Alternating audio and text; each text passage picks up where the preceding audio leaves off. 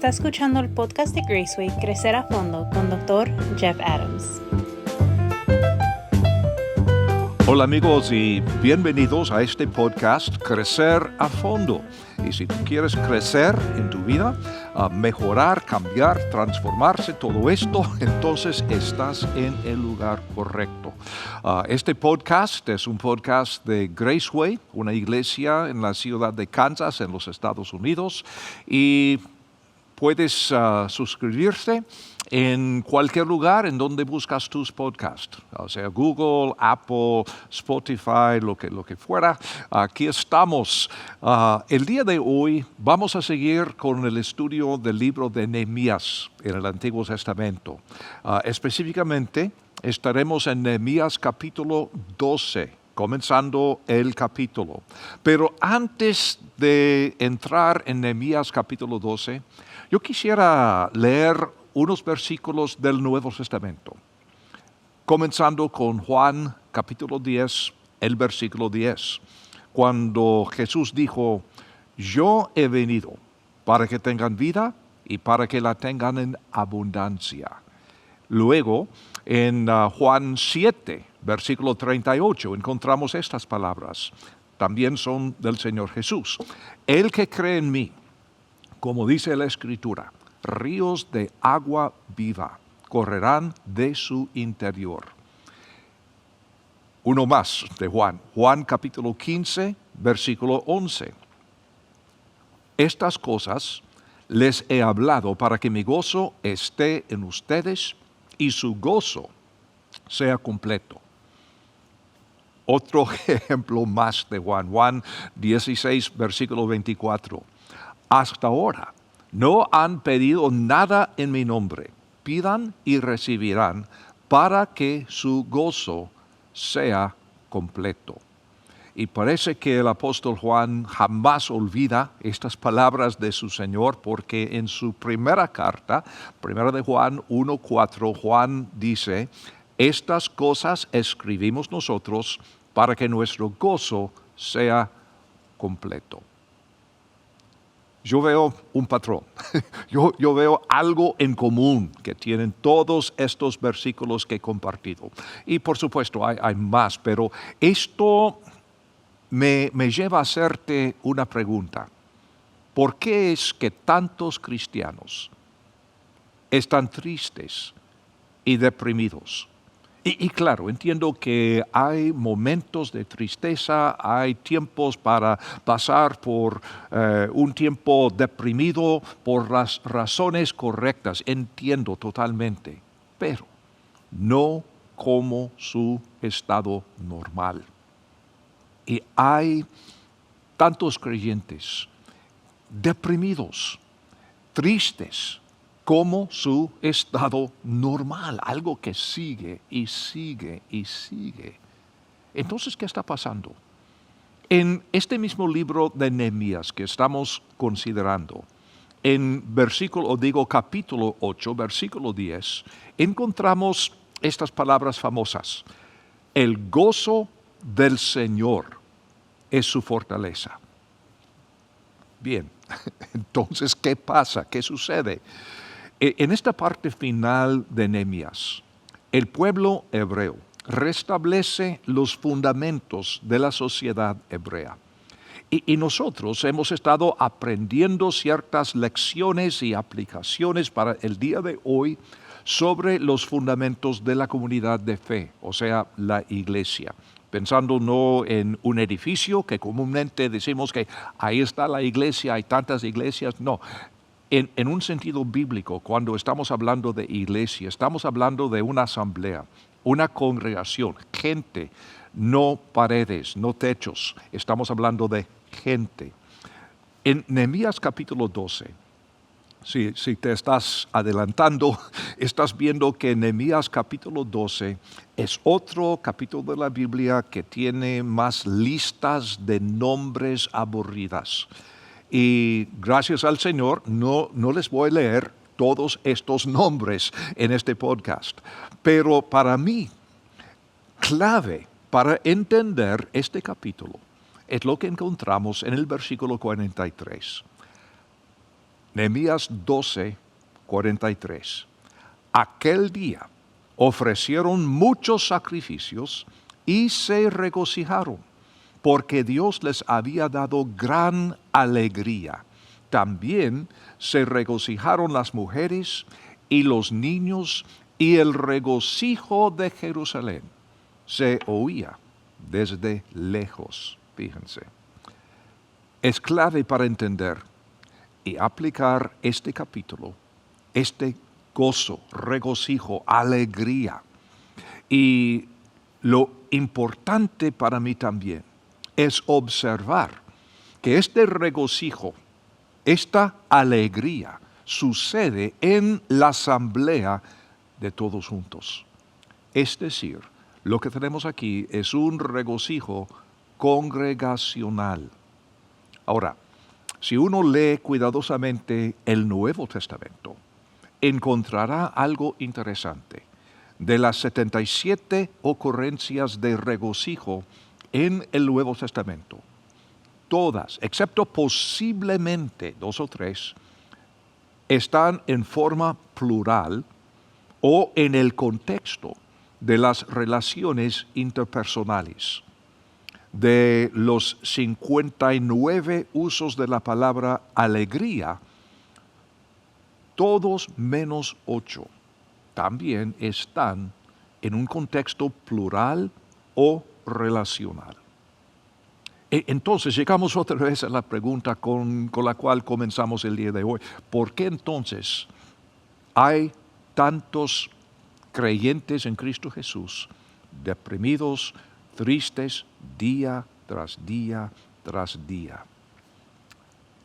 Posiblemente, y cada caso es diferente, por supuesto que sí, pero posiblemente sea porque te has aislado del mismo recurso que Dios ha designado para ayudarte a experimentar el verdadero gozo. Ese recurso es otras personas.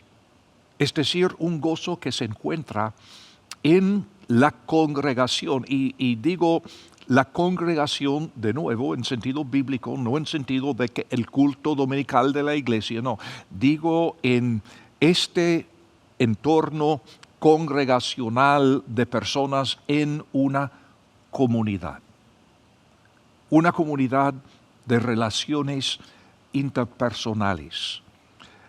Hay ciertos elementos de la vida que no se pueden aprender o experimentar, excepto en el contexto de reunirnos con otros. En el capítulo 12 de Nehemías estamos viendo el poder de formar parte de una comunidad y la necesidad de tener y mantener buenas relaciones interpersonales.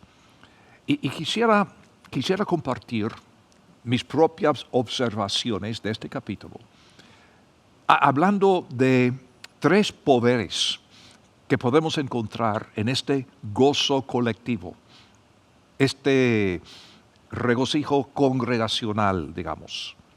Y en primer lugar, vamos a ver que existe un poder en entender un pasado más grande que el mío. Es decir, un legado, un linaje congregacional. Y en este caso, en Nehemías capítulo 12, la generación de Nehemías recuerda las generaciones pasadas. Ahora, como digo, no voy a leer cada nombre de esta larga lista que tenemos aquí en el capítulo 12. Sin embargo, en los versículos 1 al 26, lo que tenemos es una lista de los sumos sacerdotes, los sacerdotes y los levitas que volvieron de la cautividad a Jerusalén. Pero esta lista se remonta a los días de Jesúa, el sumo sacerdote, en los días de Zorobabel, líder del primer grupo de judíos que regresaron casi 100 años antes. Y aquí tenemos este grupo de hebreos regocijándose en el poder de este legado común que tienen. Nuestra iglesia Graceway aquí en la ciudad de Kansas es una iglesia que se fundó en el año 1943, es decir, durante la Segunda Guerra Mundial. Y aquí estamos en este momento 2022, pero una cosa importante para nosotros es recordar la dedicación, los sacrificios y la fidelidad de los creyentes quienes en los años 40 del siglo pasado fundaron esta iglesia que para nosotros es un regocijo el día de hoy. Ahora, ninguno de ellos está con nosotros el día de hoy, por supuesto. Esto fue casi, 80 años atrás. Pero aquí estamos regocijándonos en el poder de un linaje sacerdotal en el contexto neotestamentario. Pero tenemos que recordar estas cosas y los sacrificios de otras personas más. Y esto es para decir que todos nosotros tenemos necesidad de un sentido de la historia. Podemos aprender de aquellos que nos han precedido. Así es la Biblia. Es el propósito de la Biblia. Abraham, Noé, David, Salomón, Pablo, todos aquellos eran personas reales, seres humanos como nosotros, aunque tienen miles de años de no estar aquí en la tierra. Este principio lo encontramos a través de toda la Biblia. Por ejemplo, Malaquías, capítulo 3, versículo 16. Entonces, los que temían al Señor hablaron cada uno con su compañero, y el Señor prestó atención y escuchó. Y fue escrito en un libro como recordatorio delante de él para los que temen al Señor y para los que toman en cuenta su nombre. Es decir, estaban preparando ante el Señor un recordatorio. ¿De qué? Su historia. De las personas que eran sus antepasados espirituales. Y esto es parte del gozo que podemos compartir en comunidad. Un ejemplo en Filipenses, las palabras de Pablo, Filipenses capítulo 3, versículo 17. Hermanos, sean imitadores de mí y prestan atención a los que así se conducen, según el ejemplo que tienen en nosotros.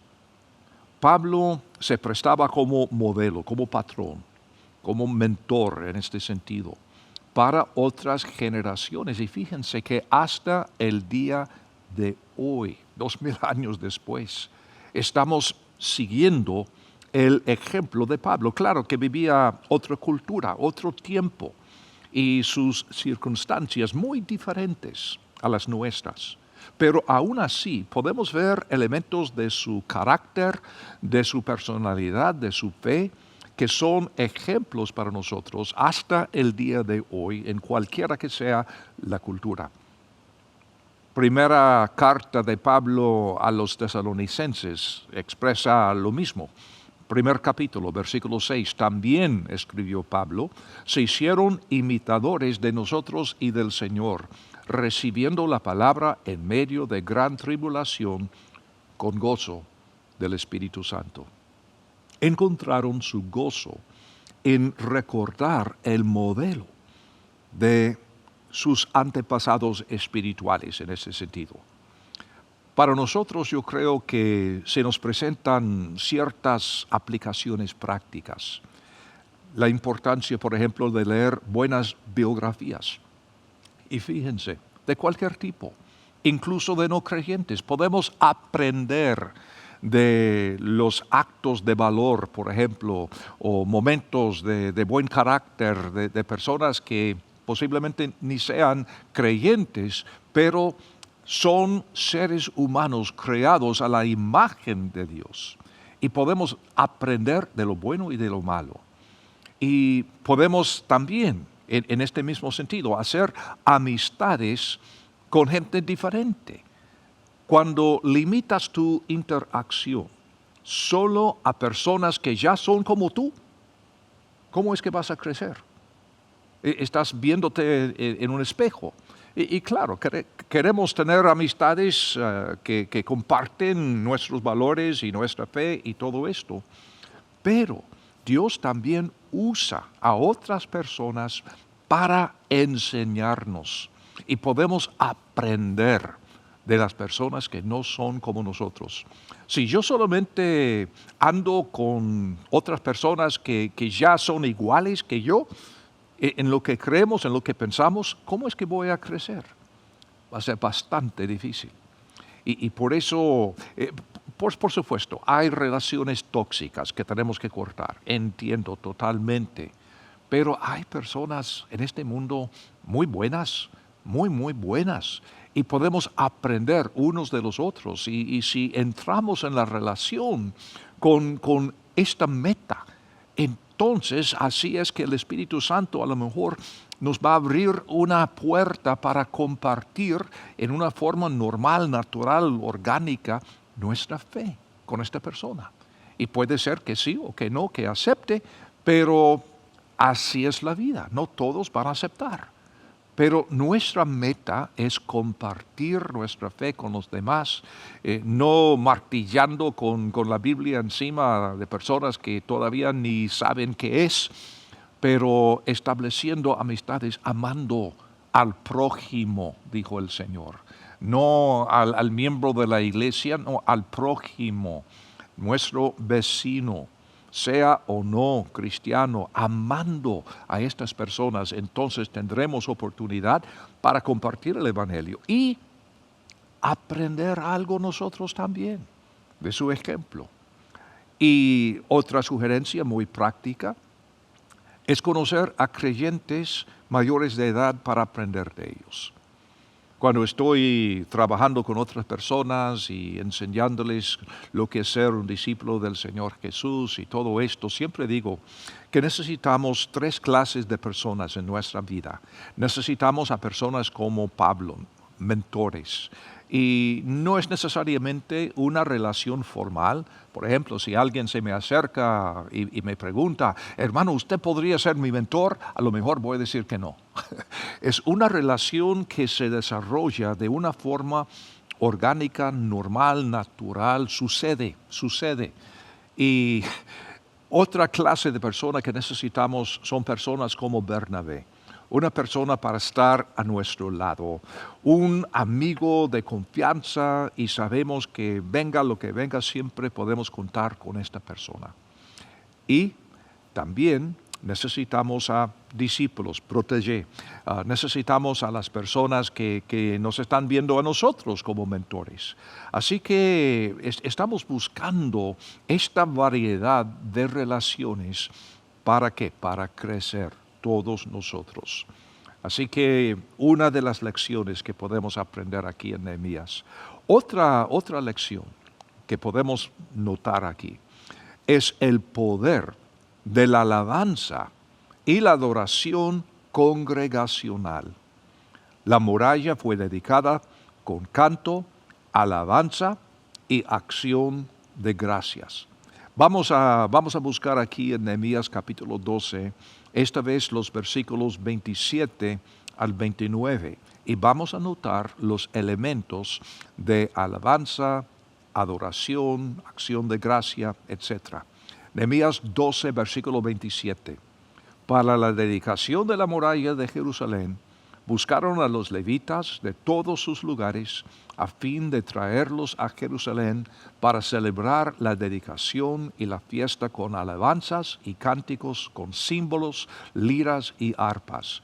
También fueron reunidos los hijos de los cantores de la región de alrededor de Jerusalén, de las aldeas de los de Netofa, de Bet-Gilgal y de los campos de Geba y Asmavet, porque los cantores se habían edificado aldeas alrededor de Jerusalén. Ahora vamos a ir al versículo 36 para seguir.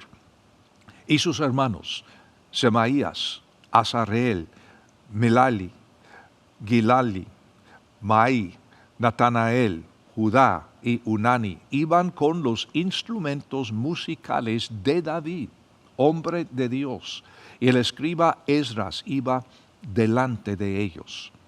Luego, versículos 46 y 47, porque desde el tiempo de David y de Asaf, desde tiempos antiguos, había directores de los cantores para cantar alabanzas y salmos de acción de gracias a Dios. En los días de Zorobabel y en los días de Nehemías, todo Israel daba a los cantores y a los porteros las porciones correspondientes, cada cosa en su día.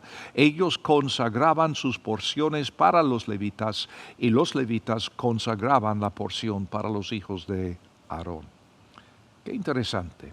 El canto congregacional, la alabanza y la acción de gracias tienen un lugar prominente, no tan solo en Nehemías, sino en toda la Biblia.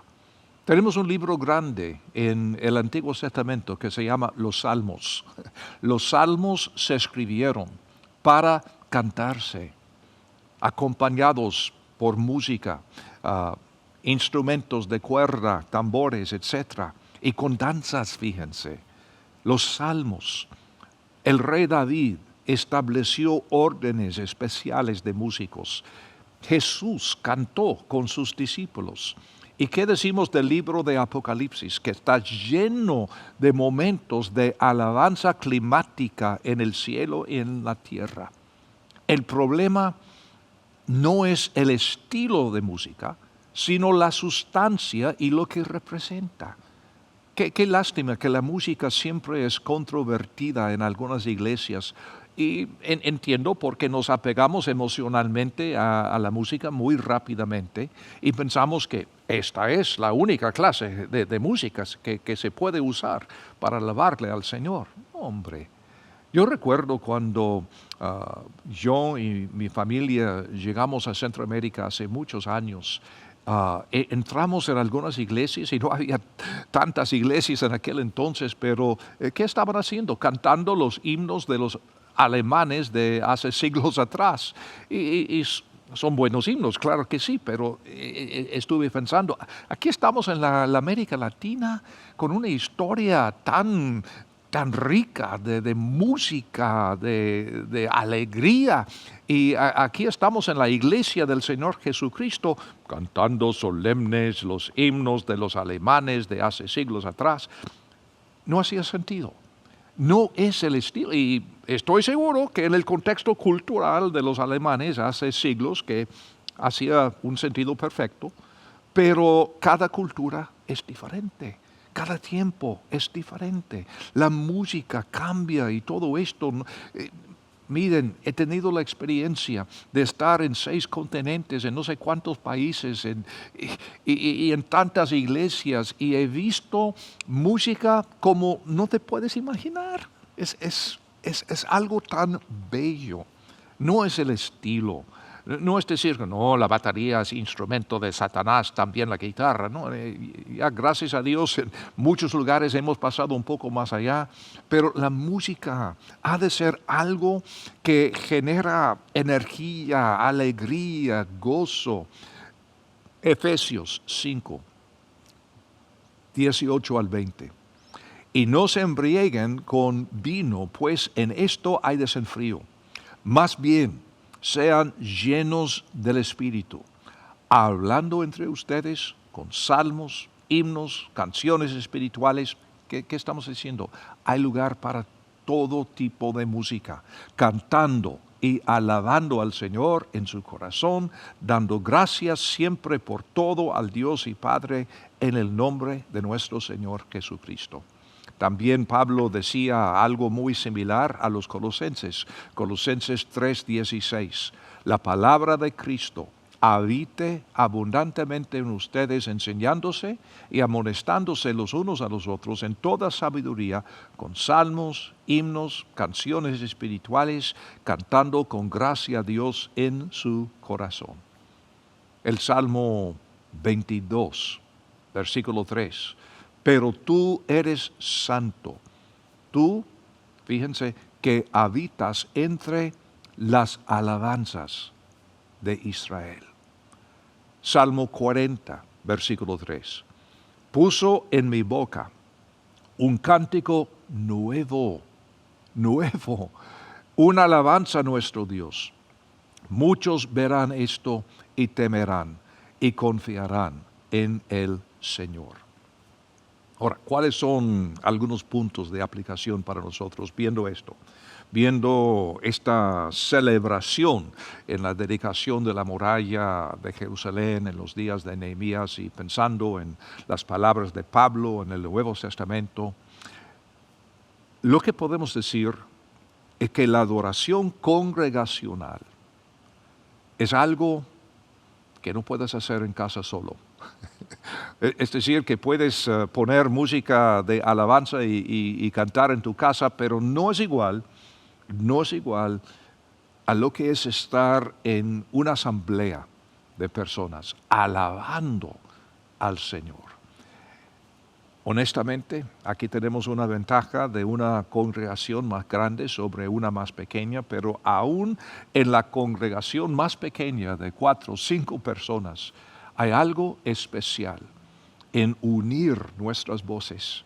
Aunque no sabemos cantar muy bien, hay algo muy especial que suceda en estos momentos de cantar en forma congregacional. Y otra aplicación es aprender a apreciar la belleza de la música. Claro que las palabras son importantes, entendido, pero algo sucede más allá de las palabras. Hay más que solo palabras. Ramifícate en nuevos estilos y puede que te sorprendas a ti mismo aprendiendo. Oigan, soy viejo y yo recuerdo la música de mi juventud cuando primero me convertí al Señor Jesús. Y fue un tiempo muy especial y cuánto me gustó la música congregacional en la iglesia en donde me congregaba. ¿Y sabes qué?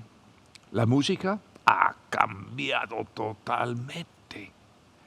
Y de vez en cuando escucho algunos de aquellos himnos y cantos y todo esto, sí aprecio todavía lo que eran, pero también he aprendido a cantar un nuevo canto al Señor. Y eso también me gusta tanto. Es aprender a apreciar toda clase de música. Y como digo, cada cultura, cada grupo, hay una música para todos. Y Dios es el que nos ha dado este don de la creatividad a los músicos para cantar algo nuevo siempre a nuestro Señor. Y otra lección muy importante es convertirte en un participante pleno en la alabanza en la iglesia. No te preocupes por lo que alguien más pueda pensar, pero si estamos ahí, si queremos levantar la mano, si queremos decir amén, lo que fuera, estamos en la presencia del Señor. Yo recuerdo aquella vez que la esposa de David le criticaba porque él danzaba en la calle alabando al Señor con música, con alabanzas y todo esto. Y recuerdo también el juicio que recibió del Señor. La esposa Mical de David, la historia sucede ahí en 2 de Samuel capítulo 6. Otro poder que podemos mencionar en cuanto a la congregación, la asamblea, es el poder purificador del grupo. La verdadera pureza viene antes que la verdadera alabanza.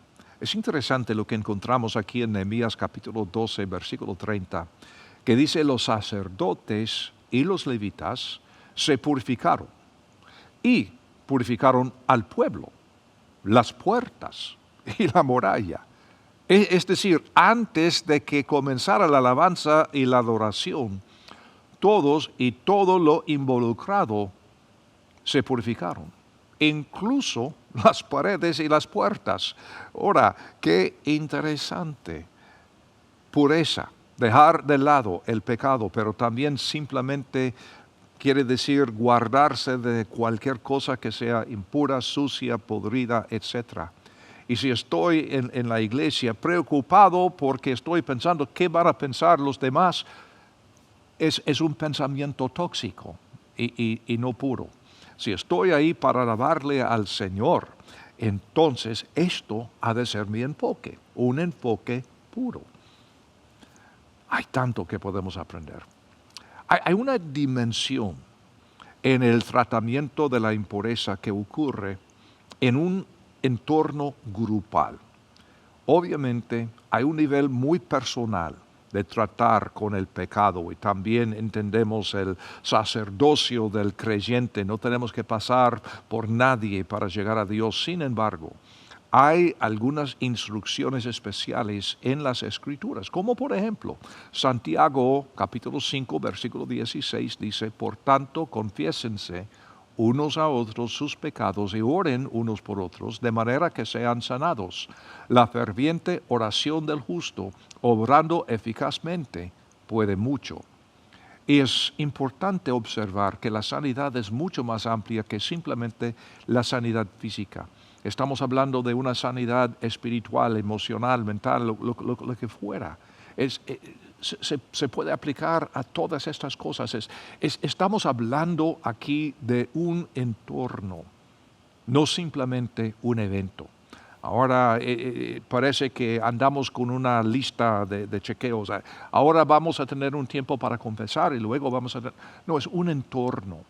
Y el sentido que podemos entender acá es en la asamblea, en la congregación.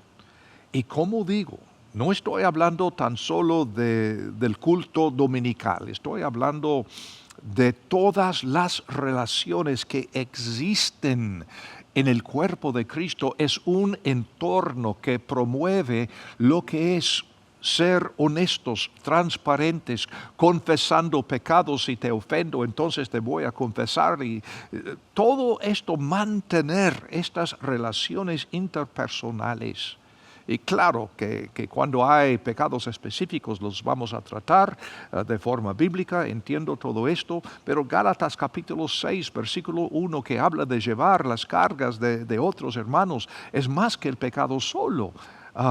Es entender que tenemos necesidad unos de los otros. Hace muchos años atrás tuve una experiencia en California. Yo estaba en un evento de una semana de terapia en grupo, honestamente, con un evento patrocinado por un par de terapistas cristianos. Mi esposa y yo hemos sufrido de este trastorno de estrés postraumático por lo que vivimos en Centroamérica en un par de guerras hace muchos años atrás. Y sin embargo, durante muchos años lo negábamos. No quisimos reconocer lo que nos había pasado. Ni entre nosotros hablábamos de esto. Hasta que sus efectos, sus síntomas comenzaron a manifestarse en nuestra vida.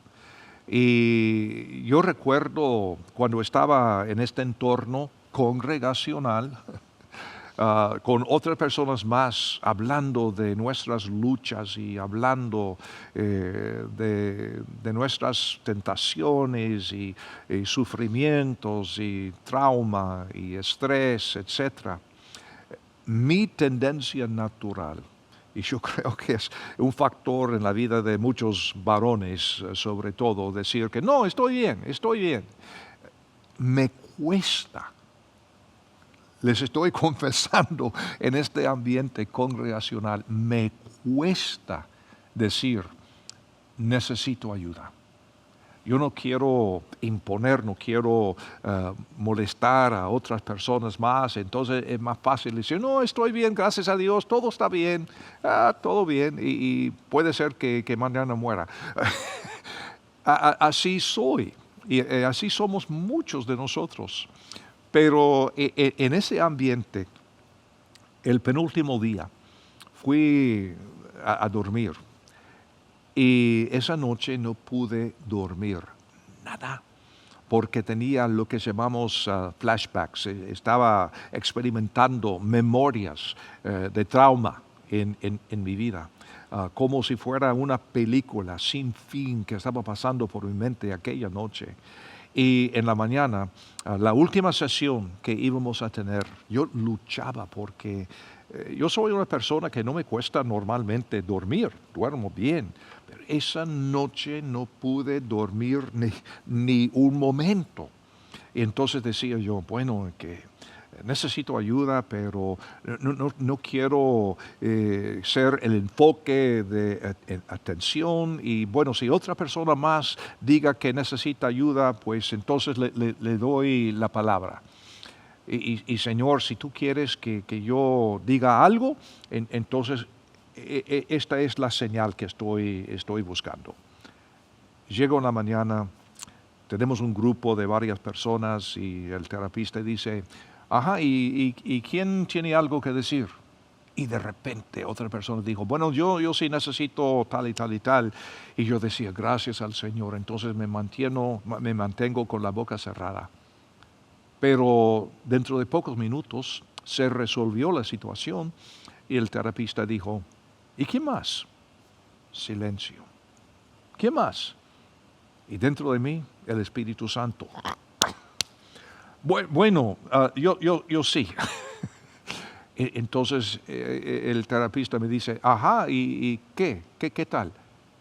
Creo que necesito ayuda.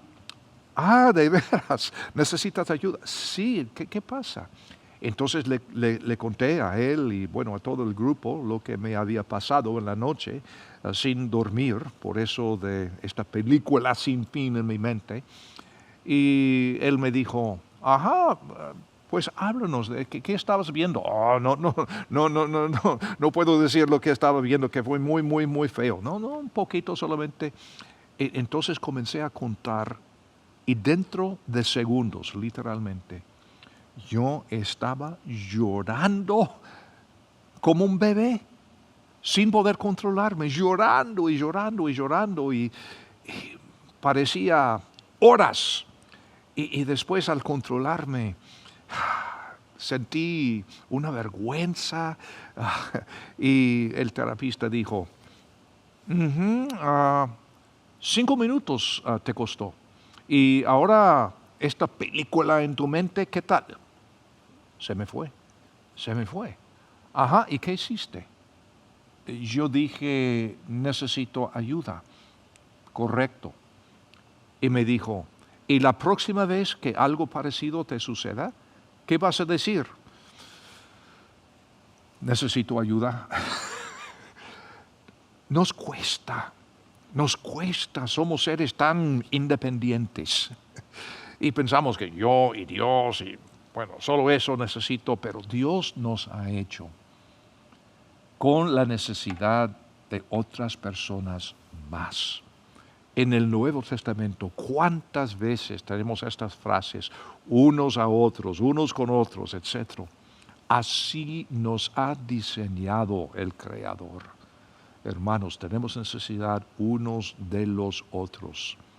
Y hay dimensiones de la vida que simplemente no son posibles cuando estamos solos. Así que tenemos que tener cuidado de no aislarnos del mismo plan que Dios tiene para sanarnos, para hacernos crecer y para darnos gozo y alegría. Y por eso, amigo, a lo mejor no sé quién eres, porque hay personas en muchos lugares que escuchan este podcast, pero te digo, si no tienes una asamblea, si no tienes una congregación, primer paso, busca un lugar en donde congregarse. Hay muchas iglesias en este mundo, algunas buenas, algunas malas y muchas en medio. Y a lo mejor puedes encontrar cerca de ti una iglesia saludable. Y una iglesia saludable es una iglesia en donde este entorno existe, de ayuda mutua, no de un pastor que es un dictador, que no permite diferencia de opinión y todos estamos pensando en seguir estas reglas, viviendo bajo la ley y todo esto. No, no, no. Una iglesia en donde hay libertad en Cristo, en donde hay apoyo mutuo entre los miembros de la congregación. Son pocas cosas que tienen más importancia que este factor congregacional, grupal de nuestra vida. Esto es lo que he querido compartir con ustedes porque esto es crecer a fondo. Y así se llama este podcast, Crecer a Fondo. Este es el propósito de lo que estamos haciendo, estudiando la Biblia, no simplemente para tener información, sino para crecer. Y para crecer no hasta cierto punto y no más, no, queremos crecer a fondo. Y cada día que estamos en esta tierra queremos estar creciendo. Siempre digo que el día en que dejo de crecer, dejo de cambiar, este es el día en que dejo de ser discípulo de Jesucristo, porque discípulo quiere decir uno que aprende. Este es el propósito. Y por esto, si he tenido algo para bendecirte o ayudarte a crecer, si no te has suscrito a este podcast, te pido suscribirte hoy mismo en el lugar en donde buscas tus podcasts, en Google, en Apple, Spotify, y así vas a recibir un anuncio cada vez que sale otro episodio, que son cada 8 días, y aquí nos vamos a reunir y vamos a ver si es posible seguir creciendo cada vez. Te espero en el próximo podcast, y en el próximo podcast vamos a ver 3 cosas más que son imposible sin estar en una comunidad. 3 cosas imposibles sin estar en una comunidad. Nos veremos de hoy en 8. Que el Señor les bendiga hasta entonces.